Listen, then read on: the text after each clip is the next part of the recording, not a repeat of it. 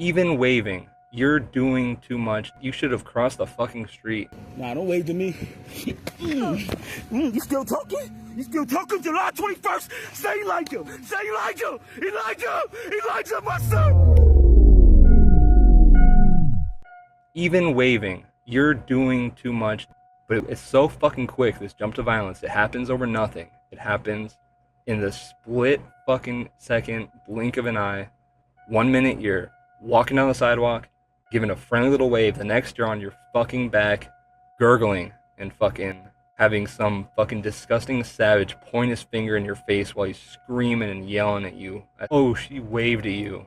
It's fucking unbelievable that we have to fucking interact with people like this, that there is not just a lock him up and throw away the fucking key. What happened to law and order? What happened to looking out for the best interest of the general public? Instead, it's the fucking reprehensible criminals. It's fucking degenerate pieces of shit that they carry the sympathy. They get the consideration. We need to think about how they would feel. We need to think about their fucking rough set of circumstances, whatever fucking bullshit. They're disadvantaged, the fucking this, blah, blah, blah. Whatever sob story, whatever bullshit they could fucking come up with to try and justify why it is that a certain segment of the community seems to routinely behave with the most outsized, disproportionate just acts of fucking malice and aggression, and just there's a toxic venom all over them, all over the fucking community. It's a fucking rank, rotten fucking cancer, dude. The one chick, she literally beat cancer twice, but hey, couldn't beat that fucking cancer. Turns out there's something worse than cancer. It's called the neighborhood menace. It's called the fucking recidivist, violent, low impulse control killer. Luckily, this woman didn't fucking die. But yeah, that's how fucking brute and savage they are. You think care about fucking violence against... How is it that these fucking people, these pieces of shit, are all raised by their fucking goofy-ass single mother? I guess when it's the bonnet-wearing bitchy.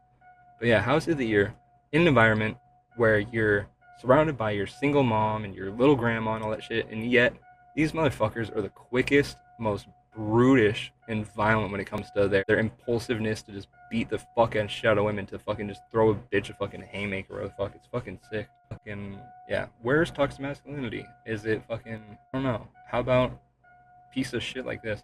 But yeah, the greatest irony of all, one of the sickest twists, is if you look at the balloon that this now gurgling on the ground chick, this woman, carrying a balloon that says, "Get back on your feet soon." A little get well balloon. Where's she coming from? A doctor's office? Fucking hospital? Is she coming from a fucking appointment?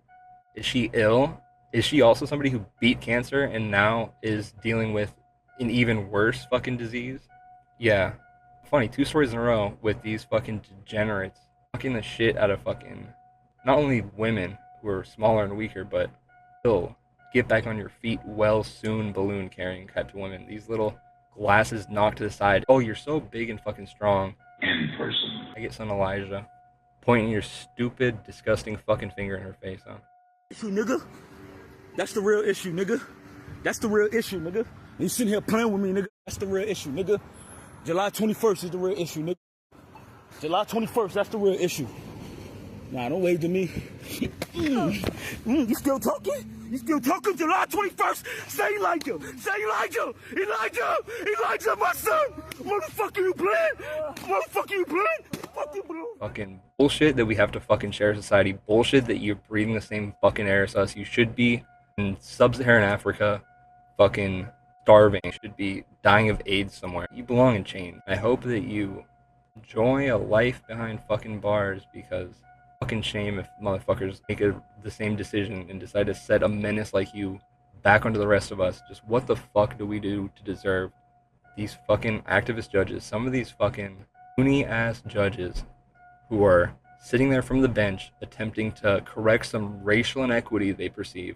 They're some of the biggest, they need to be held accountable whenever they release one of these violent repeat offenders and they wind up harming another person. It needs to absolutely be on whoever in the district attorney's office, whatever prosecutor it was, whoever in the criminal justice system it was, that would make this sort of decision, that would let a violent, good-for-nothing animal like this out on the street. Those prosecutors, those fucking activist judges need to have their feet held to the fucking fire for the sort of hell that they're fucking forcing us average citizens, the productive class, the people who are law-abiding and decent, hardworking, for us to have to endure these fucking sacks of shit who should just be fucking rid of them.